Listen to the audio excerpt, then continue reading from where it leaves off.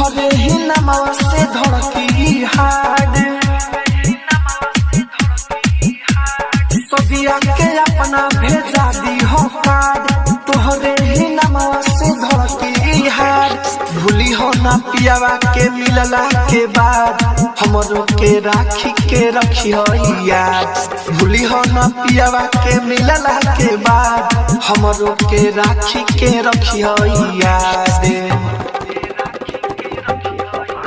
नहीं दिलवा से कबो निकलबो तू ही रहबो लगाव में हमारे मतो से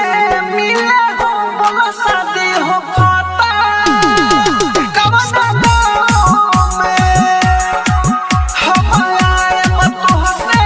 मिले हो बोलो शादी हो पाता कवना गाँव में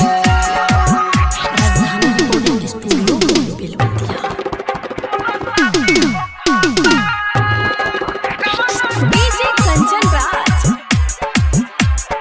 हाजीपुर वैशाली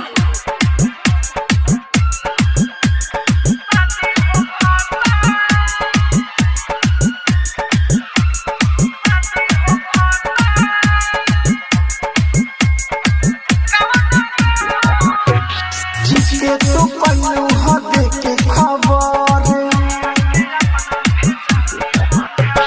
हो जाए तोहरा ला हमारा सबर ठीक है तो पन्नू हो देके खबर हो जाए तोहरा ला हमारा सबर कवनो मुसीबत में करी हो तू याद जब ले जिंदा बा तोहर लभर कवनो मुसीबत में करी हो तू याद जब ले जिंदा बा तोहर लभर